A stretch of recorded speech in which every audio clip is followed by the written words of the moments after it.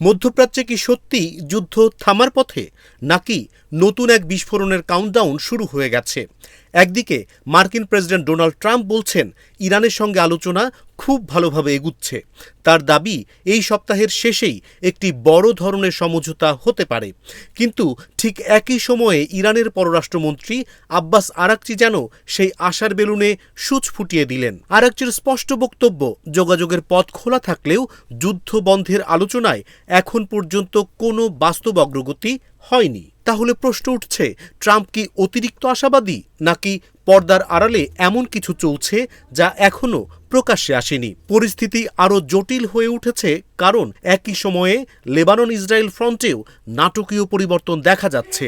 Trump দাবি করেছেন প্রথমবারের মতো হিজবুল্লাহর সঙ্গে যোগাযোগ হয়েছে এবং তারা গুলি না চালানোর ব্যাপারে সম্মত হয়েছে। এমনকি ইসরায়েলও পাল্টা হামলা থেকে বিরত থাকবে বলে ইঙ্গিত দিয়েছেন তিনি। কিন্তু পরিস্থিতি কি সত্যি এতটা শান্ত? ইসরায়েলের প্রতিরক্ষা মন্ত্রী ইসরায়েল কাটজ স্পষ্ট হুঁশিয়ারি দিয়ে বলেছেন, যদি হিজবুল্লাহ আবার হামলা চালায় তাহলে শুধু সীমান্ত নয়, বৈরুত শহরও ইসরায়েলি হামলার লক্ষ্য হতে পারে।